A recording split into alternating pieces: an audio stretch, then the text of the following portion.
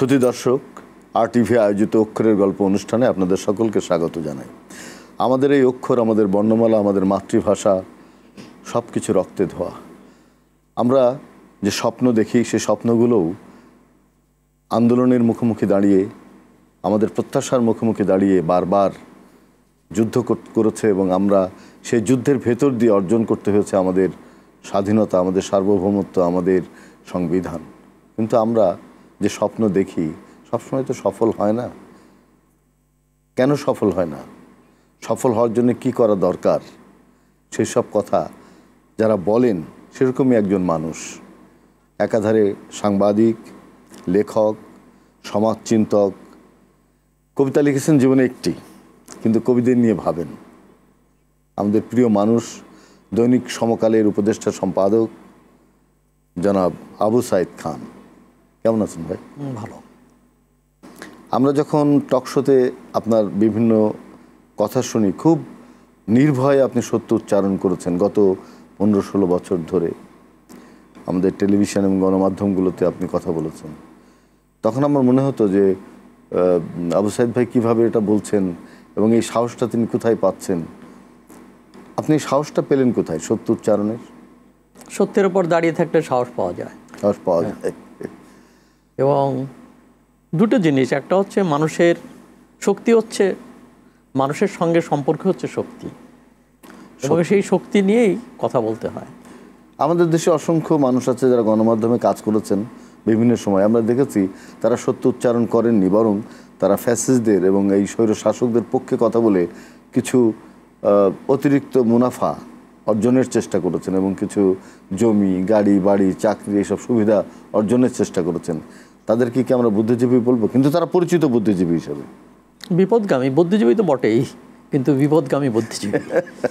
এই বিপদ, তারা বুদ্ধিকে সঠিক খাতে প্রবাহিত করেন। আপনি কি মনে করেন আজকে আমাদের বাংলাদেশ আরও একটি অনেক বড় জায়গায়, গণতান্ত্রিক জায়গায় যেতে পারতো? আমাদের অর্থনৈতিক উন্নয়ন হতো, শিক্ষা ব্যবস্থা, স্বাস্থ্য ব্যবস্থা আমাদের অনেক বেশি উন্নত থাকতো। আজকে এই সব বুদ্ধিজীবীদের মিথ্যাচারিতার কারণে আমরা এগোতে পারিনি। এটা কি আপনি মনে করেন? সেটা একটা কারণ, কিন্তু মূল কারণটা হচ্ছে রাজনীতি। কেন দেশটা পরিচালনা করে রাজনীতিবিদরা। যখন রাজনীতি পথ হারায় তখন পুরো দেশটাই পথ হারায়। তা আমাদের পৃথিবীর অন্যান্য দেশে বুদ্ধিজীবীরা যখন নম চমস্কি, তিনি আমেরিকা যখন পথ হারাচ্ছে তিনি কিন্তু চিৎকার করছেন। জুলিয়ান অ্যাসেন্স তিনি কিন্তু কথা বলছেন। এরকম অসংখ্য বুদ্ধিজীবীদের কথা কিন্তু বাইরের রাষ্ট্রের রাজনীতিকরা শোনেন। আমাদের দেশের রাজনীতিকরা কি বুদ্ধিজীবীদের কথা শোনে? সেটা শুনে না। আর বুদ্ধিজীবীদেরও সেই সাহসী উচ্চারণ নেই। এমনকি 60-এর দশকেও বুদ্ধিজীবীরা সরকারের দালালি করেছে, সুবিধা নিয়েছে, এগুলো সবই ঠিক, কিন্তু রাজপথেও তাদের কণ্ঠ সোচ্চার ছিল। এমনকি এরশাদ বিরোধী যে লড়াই হয়েছিল সেখানেও বুদ্ধিজীবীরা, সাংস্কৃতিক কর্মীরা, শিল্পীরা সোচ্চার ছিল। আমার কাছে মনে হয় যে এইবার হলো যে বড় অংশটাই গদি বুদ্ধিজীবীতে পরিণত হয়েছিলেন। তো এই গদি বুদ্ধিজীবীরা তো দেশের জন্য মানে ভয়াবহ, উন্নয়নের জন্য ক্ষতিকর এবং ভয়াবহ। মার্শতিং যে কথাটা বলেছেন যে দেশ পচে বুদ্ধিজীবীর মাথা থেকে, মাছও পথে মাথা থেকে, দেশও পচে মাথা থেকে। হ্যাঁ, বুদ্ধিজীবীদের দায়িত্বটা হচ্ছে মানুষকে সতর্ক করা, রাজনীতিবিদদেরকে সতর্ক করা, জাতিকে সতর্ক করা, সঠিক পথের সন্ধান দেওয়া। সেই কাজ থেকে যখন তারা বিরত হয় তখন তো জাতি পথ হারায়। অতএব রাজনীতিকরা অনেক সময় সুবিধার কাছে আত্মসমর্পণ করতে পারে, কিন্তু বুদ্ধিজীবীর দায়িত্ব হচ্ছে যে তাদেরকে সচেতন করে তোলা, তাদেরকে সঠিক পথে প্রবাহিত করা, জনগণকে বিবেকের দায়িত্ব পালন করা। নিশ্চয়ই চ্যালেঞ্জ হিসাবে মাতৃভাষাকে প্রতিষ্ঠার যে উর্দুর পাশাপাশি কিংবা অন্যান্য ভাষার পাশাপাশি এই মাতৃভাষার যে প্রতিষ্ঠা দেওয়ার যে সংগ্রাম আমরা করছি এখনো পর্যন্ত, তার রূপটা কেমন সেটা কি আমরা সঠিকভাবে করতে পারছি? না, আমরা পারিনি। এখনো অফিস আদালতের ভাষা আমরা বাংলা করতে পারিনি। এমনকি আদালতের ভাষা, কেন আদালতে তো সাধারণ মানুষ যায়, তার বিভিন্ন সমস্যা নিয়ে মামলা করে, কিন্তু যে রায় দেওয়া হয় সেই রায় সে ইংরেজিতে যখন রায় পড়ে শোনানো হয় তখন ও তো 14 গোষ্ঠীও বুঝবে না যে আমার রায় কি আমার পক্ষে গেল না বিপক্ষে গেল। অথচ আমাদের এই প্রতিবেশী নেপাল, তো নেপালি ভাষায় রায় দিতে হয় এবং সেটা বাধ্যতামূলক। আর আমাদের এখানে মানে শখের বসে কেউ কেউ বাংলায় রায় দেন, এবং 21শে ফেব্রুয়ারি আসলে ভাষার মাসে বাংলায় রায় দেয়, আবার ভাষার মাস চলে যায়, বাংলায় রায় বন্ধ হয়ে যায়। আপনি দীর্ঘদিন থেকে গণমাধ্যমে কাজ করছেন, সমকালের উপদেষ্টা সম্পাদকের বাইরে অনেক কাগজে আপনি ছিলেন গণমাধ্যমে। আমাদের গণমাধ্যম কি এখনো স্বাধীনভাবে কথা বলতে পারে? চেষ্টা করে, কিন্তু পারে না। কেননা তো একটা ভয়ের সংস্কৃতি, সবসময় কাজ করে। দুটো কারণে এখানে স্বাধীনতা খর্ব হয়। একটা হলো ভয়ের সংস্কৃতির কারণে, মানে এক ধরনের চাপে, আর একটা হচ্ছে প্রলোভন পাওয়ার জন্য তারা গিয়ে সরকারের সঙ্গে সখ্যতা করে। তারা সব রাজকবি হয়ে যায়, রাজলেখক হয়ে যায়, রাজ সাংবাদিক হয়ে যায়। এরকম কি হয় যে সরকার মানা করছে না, আমি নিজে এডিট করে দিচ্ছি, আমি নিজে সম্পাদনা করে দিচ্ছি, আমি নিজেই সে সংবাদকে সারপ্রাইজ করে দিচ্ছি, সম্পাদক ঢেকে রাখছি, সত্যকে ঢেকে রাখছি, যেন রুষ্ট না হয় ক্ষমতাসীনরা? না, সেলফ সেন্সরশিপ তো একটা বড়, নিজের থেকেই নিজে আপোষ করতে হয়। এটার দুটো কারণে হয়। এক ধরনের হয় কি, গণতান্ত্রিক এনভায়রনমেন্ট নাই। তারপরে একজন সাংবাদিক যখন বিপদে পড়ে তখন তার পাশে কেউ দাঁড়ায় না, রাজপথে কেউ দাঁড়ায় না। আমরা ওই যে কিশোর এবং মোশতাকের কথা জানি, তো কি নির্মমভাবে তারা জেলে গেলেন, জেলে পৌঁছলেন, মারা গেলেন জেলের মধ্যে। তো কই, তাদেরকে নিয়ে তো আমরা লড়াই করিনি, রাজপথে নামিনি।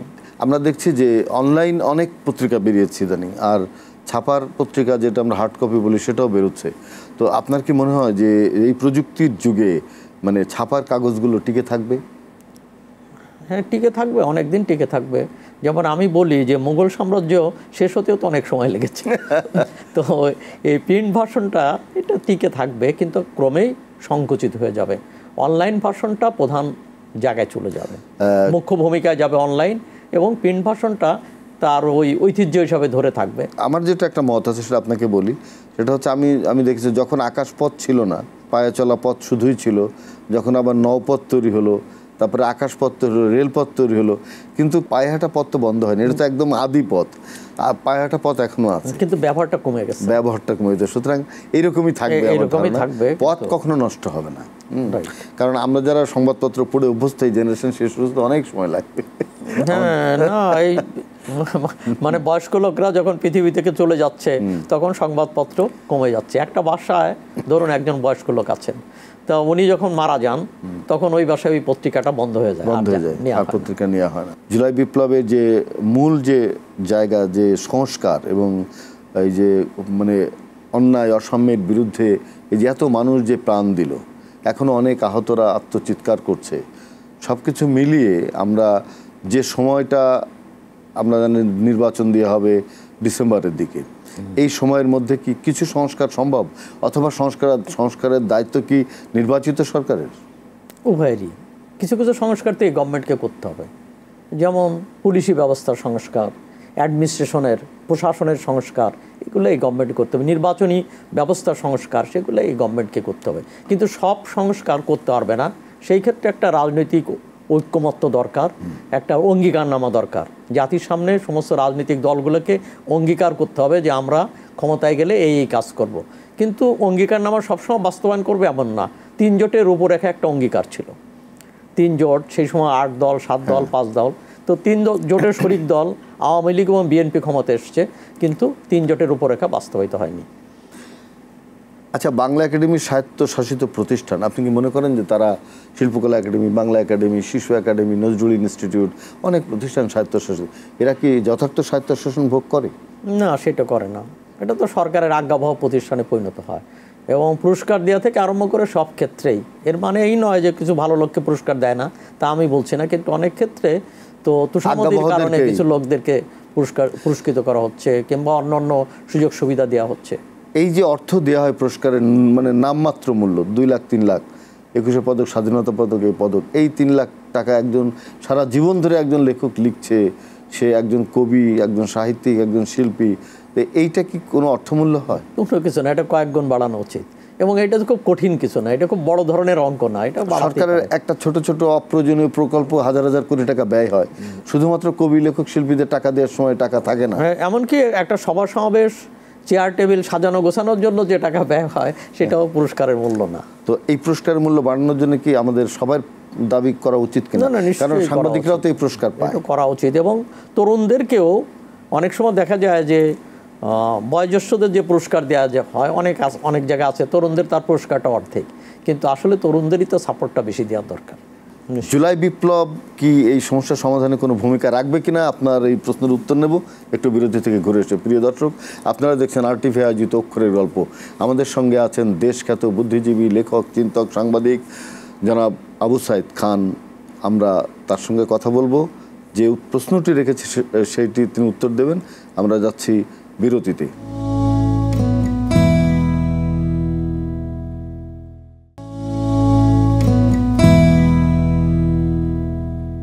প্রিয় দর্শক, আপনারা দেখছেন RTV আয়োজিত অক্ষরের গল্প। আমাদের সঙ্গে আছেন আবু সাইদ খান। আসছি সেই প্রশ্নে যেটি করেছিলাম, যে এই যে প্রশ্নটি আপনাকে করলাম, আমাদের এই লিটল ম্যাক কিংবা আমাদের সাহিত্য সুরক্ষার জন্যে এই জুলাই বিপ্লবের যে বাণী, তার সঙ্গে কোনো প্রথমত হচ্ছে এই গণ অভ্যুত্থান বুকের ওপর একটা পাথর ছিল, সেটা হচ্ছে স্বৈর শাসনের পাথর, সেটা সরিয়ে দিয়েছে। এখন নিঃশ্বাস জাতিকে নিতে হবে, এবং সেটা যেহেতু সেখান থেকে প্রেরণাটা নিতে হবে, এই যে আমরা এই ধরনের একটা বড় পাথর সরাতে পেরেছি, অতএব আমরা এখন সঠিক খাতে প্রবাহিত করব দেশটাকে। এর জন্য সব শ্রেণীকে এগিয়ে আসতে হবে। এটা কেবল তরুণদের কাজ না, তরুণরা প্রতিবাদ করতে পারে, মিছিলে যেতে পারে, রাষ্ট্র পরিচালনা তো আলাদা বিষয়, এটা একটা রাজনৈতিক কর্মকাণ্ড। এখানে বুদ্ধিভিত্তিক কর্মকাণ্ড দরকার, এখানে ভালো প্রশাসক দরকার। সব কিছু মিলেই হচ্ছে রাষ্ট্র ব্যবস্থাপনাটা। তো এই ব্যবস্থাপনার উন্নতি না ঘটলে কেবলমাত্র স্বপ্ন দিয়ে তো সে জাতি এগোতে পারে না, স্বপ্ন ক্রমেই দূরে সরে যায়। আমরা তো বহু স্বপ্ন দেখেছি, মুক্তিযুদ্ধের পরে আমরা স্বপ্ন দেখেছি সবার বাসযোগ্য শোষণহীন সমাজ হবে, স্বপ্ন দূরে চলে গেছে। আমরা 90-এর গণ অভ্যুত্থানে স্বপ্ন দেখেছিলাম আর না হোক একটা গণতান্ত্রিক বিধিব্যবস্থা কায়েম হবে, হয় নাই। এখনও কালা কানুন আমাদের সংবিধানের মধ্যেও ঢুকে আছে, আমরা এখনও মুক্ত করতে পারছি না। যে এই সংস্কারের মধ্যে আরও কিছু জিনিস করা দরকার, যে আমাদের যে খাদ্যদ্রব্য এত পরিমাণে ভেজাল এবং রাসায়নিক বিষয় ঢুকে পড়ছে যে আমাদের বেঁচে থাকাই কঠিন। আপনার কলা, পেঁপে, নিত্য প্রয়োজনীয় যে সমস্ত খাবার, সব কিছুর মধ্যেই কোনো না কোনোভাবে মানে বিষ ঢোকানো হচ্ছে, এবং আমরা মানে নিশ্চিন্তে কোনো খাবারই খেতে পারি না, বাজার থেকে মাছ কিনে খেতে পারি না। এমনকি পোলট্রি, মুরগি, আপনি হোটেলে যাবেন, আপনার মনে হবে যে মুরগিটা কি মরা ছিল। মানে বিশ্বাস হারিয়ে গেছে সমাজ থেকে, কোনো কিছুতেই কোনো শান্তি নেই। কেন? সব কিছুতে তো এসে বাতাস দূষিত, পানি দূষিত, শব্দ দূষণেও আমরা আক্রান্ত, আর খাদ্যের দূষণ তো আছেই। ফ্যাসিস্ট সরকার যারা এতদিন ধরে শাসন করলো, 15-17 বছর ধরে, তারা অর্থনৈতিক অবস্থা যেভাবে রেখে গিয়েছিল, আমাদের কি কিছুটা উন্নয়ন হয়েছে অর্থনীতি? না, অর্থনীতিটা একটু খানিকটা গা ঝাড়া দিয়ে দাঁড়িয়েছে। রেমিটেন্স প্রবাহটা রেখেছে, তারপরে হচ্ছে নিজস্ব টাকায় আমরা ঋণ পরিশোধ করতে পেরেছি। ব্যাংকের উপর তো মানুষের আস্থা হারিয়ে গেছিল, তো এখন মানুষ মনে করে যে ব্যাংকের টাকা হ্যাঁ একবারে দিতে পারছে না, কিন্তু মেরে দেবে না। কিন্তু আগে ধারণা ছিল ব্যাংক টাকা নাও দিতে পারে, তো ঘোষণা করে চলে গেল, টাকা নিয়ে চলে গেল। সেই আস্থাটা কিন্তু ফিরে আসছে। আমার কাছে মনে হয় এই সরকারের সাফল্য অর্থনৈতিক ক্ষেত্রে একটা সাফল্য আছে, কিন্তু অন্যান্য ক্ষেত্রে যেমন অ্যাডমিনিস্ট্রেশন ঠিক করতে পারছে না, পুলিশকে সাজাতে পারছে না, আইন শৃঙ্খলা পরিস্থিতি উন্নতি ঘটছে না, এমনকি বাজার সিন্ডিকেট দমন করতে পারছে না। এবার ঈদ কিরকম হবে মনে করেন? ঈদে কি বাজার মূল্য কমানো সম্ভব? কিংবা ঈদ যে সিন্ডিকেট কাজ করে তাদেরকে অবদমন? না, সিন্ডিকেট কই, এখানে তো একটা কি হচ্ছে, ডেভিল হান্ট হচ্ছে। তো ডেভিল হান্টে তো খুচরা সব কি হচ্ছে, রাঘবপাল কই, কোনো রাঘবপালকে ধরছে না। আর যেসব সিন্ডিকেট এর সেই ব্যক্তিরা যারা দ্রব্যমূল্য বাড়িয়ে দেয়, তো যাদের অদৃশ্য আঙুলি হেলনে এটা করে, তাদের কারো সাজিতেই হয়, কই তাদের তো গ্রেপ্তার করা হচ্ছে না। তারা বল তবিয়তে ছিল, আগের সরকারের আমলে ছিল, এই সরকারের আমলে। সেটা কি তাদের অর্থের জোরে? তো নিশ্চয়ই অর্থের জোর, বিভিন্ন রকম কানেকশন, পলিটিক্যাল কানেকশন ইত্যাদি তো আছেই। আর একটা হচ্ছে যে আমাদের একটা খারাপ ধারণা যে আমাদের এখানে বাণিজ্য মন্ত্রী একজন ব্যবসায়ী লাগবে। একজন ব্যবসায়ী মন্ত্রী হবে না আমি তা বলি না, কিন্তু বাণিজ্য মন্ত্রীর জন্য একজন ব্যবসায়ী করার ভিতর দিয়ে হয় কি, এই সরকার একজন ব্যবসায়ীকে দায়িত্ব দিচ্ছে, তখন তাদের ব্যবসায়ীদের সাথে যে যোগাযোগ থাকে, এই যোগাযোগের কারণে ব্যবসায়ীদেরকে ব্যবসা দিতে থাকে এবং সে ব্যবসায়ীদের বিরুদ্ধে কোনো পদক্ষেপ গ্রহণ করতে পারে না। এখন এই সিন্ডিকেট না ভাঙলে তো আবার সে ততই বছর থোড়বড়ি খাড়া বড়ি থোর, সেটাই হবে। চাঁদাবাজি, সেটা তো এখনও বন্ধ হয়নি। আপনি জানেন যে নানা ক্ষেত্রে তার চাঁদাবাজি এখনো চলছে। তো এইটার জন্য আইন শৃঙ্খলা রক্ষাকারী বাহিনী যদি সেরকম চৌকস না হয়, তাদের যদি না, এটার জন্য নীতিগত পরিবর্তনও দরকার। যেমন আমরা সব কিছু খোলা বাজারের উপর ছেড়ে দিয়েছি, কিন্তু সব কিছু খোলা বাজারের উপর ছেড়ে দেওয়া যাবে না। এখানে বিকল্প বাজার ব্যবস্থা দরকার, যেমন রেশনিং সিস্টেম দরকার, যেখানে নিম্নবিত্ত, বস্তির মানুষ, গরিব মানুষ, দিনমজুরেরা নির্দিষ্ট দামে রেশন পাবে, সেটা করা দরকার। পশ্চিমবঙ্গ পর্যন্ত সেখানে এই ধরনের রেশনিং সিস্টেম চালু আছে, কেরালাতে আছে। তো আমাদের এই ধরনের রেশনিং ব্যবস্থাটাকে বাড়াতে হবে। টিসিবির মাধ্যমে এই কাজটাকে আরও দ্রুত করতে হবে এবং আরও ব্যাপক করতে হবে। অর্থাৎ আমাদের এখানে মাত্র 1 কোটি লোক তারা কার্ডের মাধ্যমে পণ্য পেত, কিন্তু তার ভিতর 30 লক্ষ ভুয়া দেখে বাদ দিয়েছে, এখন 70 লাখ। তো এখানে তো মিনিমাম 3 কোটি লোক, অনেকে অর্থনীতিবিদ বলছেন 3 কোটি থেকে 5 কোটি লোককে তো এটা করতে হবে। 3 কোটি লোককে পণ্য দেওয়ার দরকার। তো সেই কাজগুলো হচ্ছে না। ন্যায্য মূল্যের দোকান পাড়ায় খোলার দরকার। তো সেই কাজগুলো হওয়া দরকার না। আমাদের এখানে যেটা হয় যে ট্রাকে যেটা সেল হয়, তো সেখানেও একটা খুব দুঃখজনক চিত্র। 200 মানুষ দাঁড়ায়, 50 জনকে দেওয়া হয়, 60 জনকে দেওয়া হয়, তারপরে চলে যায়, ট্রাক চলে যায়, বাকি 150 লোক হতাশ হয়ে মাথায় হাত দিয়ে ফিরে। এমনকি একটা ট্রাক আসবে বলে, মানে কোনো ট্রাক কখন আসবে এটা করে মানুষ হয়তো 11টায় আসে, কিন্তু সকাল থেকে লাইন ধরে দাঁড়িয়ে থাকে। এমনকি গর্ভবতী মা দাঁড়িয়ে থাকে, এইসব বাচ্চারা তারা দাঁড়িয়ে থাকে। আমরা স্বাধীনতার পর থেকে এই দৃশ্যই দেখছি, দৃশ্যের কোনো চেঞ্জ হচ্ছে না। আমরা চাই এই সরকার অন্তত কিছুটা পরিবর্তনের সচেষ্ট থাক। আপনি কি কোনোদিন কবি হতে চেয়েছিলেন? না, হয়তো চাই নাই, তবে কখনো কখনো কবিতা লিখেছি। এবং সেটা ওইটা বললেন যে একটা গত 20-25 বছর আগে একটা লিখেছিলাম। সে কবিদের কি কোনো ভূমিকা আছে সমাজ সংস্কার এবং পরিবর্তনের ক্ষেত্রে? কবিদের তো ভূমিকা, যেমন ধরেন আমরা যখন রবীন্দ্রনাথের কথা মনে আসে, তখন মনে হয় কি আমাদের চেতনায় নাড়া দেয়, আমাদেরকে গভীর থেকে গভীর অনুভূতির জায়গা নিয়ে যায়। তো রবীন্দ্রনাথ, যখন নজরুলের নাম আসে মনে হয় যে বিদ্রোহ, যুদ্ধে যাওয়ার প্রস্তুতির কথা থাকে, তাই না? যখন জীবনানন্দ দাশ, জসিমউদ্দিন কিংবা আল মাহমুদের কবিতা পড়ি, তখন মাটি মানুষের গন্ধ পাই। তো কবিরা তো সমাজেরই থেকে আসে, এবং সমাজের ভালো মন্দ সেগুলো সব কবিদের স্বপ্ন দেখানোর ক্ষেত্রে কবিরা স্বপ্নচারী। এর মানে এই নয় যে মাটি থেকে তারা দূরে থাকে, তা না। আপনি যদি সাংবাদিক না হতেন তাহলে কি কবি হতেন? আমি আসলে বিপ্লবী হতে চেয়েছিলাম, সমাজটাকে বদলানোর জন্য। যেমন স্বাধীনতার আগে আমি রাজনৈতিক কর্মী ছিলাম, সেটা হলো স্বাধীনতার স্বপ্ন দেখেছিলাম। মুক্তিযুদ্ধের পরে আমার কাছে মনে হচ্ছে স্বাধীনতা এসেছে কিন্তু মুক্তি আসে নাই, অতএব মুক্তির জন্য রাজপথে নামতে হবে। এখন আপনি কি স্বপ্ন দেখেন যদি আমার দর্শকদের জন্য একটু বলেন? সবার জন্য বাসযোগ্য বাংলাদেশ, এবং যে আওয়াজ উঠেছে যে ইনক্লুসিভ সোসাইটি, অন্তর্ভুক্তিমূলক সমাজ, এখানে হিন্দু, মুসলমান, বৌদ্ধ, খ্রিস্টান, বিশ্বাসী, অবিশ্বাসী, ঠিক একই বাসে বাঙালি, পাহাড়ি, চাকমা, মারমা, ত্রিপুরা, সমস্ত মানুষ, তৃতীয় লিঙ্গের মানুষ, হিজড়া, সবাই একই ছাতার নিচে একই বাংলাদেশে বসবাস করবে। কেউ কাউকে আঘাত করবে না, সবাই স্বাধীনভাবে কথা বলতে পারবে। কেউ লালনের উৎসবে কেউ যেতে না পারে, কিন্তু লালনের উৎসবে বাধা দেওয়া যাবে না, বন্ধ করতে পারবে না। এখানে পয়লা ফাল্গুন মেয়েদের খেলা বন্ধ করা যাবে না। কে কি খাবে, কে কি পড়বে, কে কি কোন উপাসনায় যাবে, এটা তার ব্যক্তি স্বাধীনতা। এই স্বাধীনতাটা নিশ্চিত হওয়া দরকার। তা যদি আমার সার্বভৌমত্বের বিরুদ্ধে না যায়, আর তার সেই কাজ বন্ধ করা যাবে না, কারণ এই দেশে তারও অধিকার আছে, তারও অংশগ্রহণ নিশ্চিত করতে হবে আমাদের সবাইকে। প্রিয় দর্শক, RTV আয়োজিত অক্ষরের গল্প অনুষ্ঠানে এই যে মুক্তবাক এক মানুষ আমরা পেয়েছিলাম, আবু সাইদ খান, তিনি কি অসাধারণভাবে তার কথাগুলো বললেন, নির্ভয়ে বললেন। নির্ভয়ে বলার মানুষ খুব কম এই সমাজে। তিনি সেই মানুষ যে নির্ভয়ে কথা বলতে পারেন। বৃত্ত নেই, কিন্তু তার জ্ঞান আছে, চিন্তা আছে। সেই চিন্তা দিয়েই, সেই শক্তি দিয়েই, সততা দিয়েই আমরা এই দেশকে ঐক্যবদ্ধভাবে একই ছাতার নিচে সবাই শান্তিতে বসবাস করব, সেই স্বপ্ন তিনি দেখেন। তার স্বপ্ন সফল হোক প্রত্যাশা করছি। প্রিয় দর্শক, আপনারা সবাই ভালো থাকবেন, এই আশা থেকে শেষ করছি আজকে আমাদের আয়োজন। সাইদ ভাই, আপনিও ভালো থাকবেন। ধন্যবাদ আপনাকেও।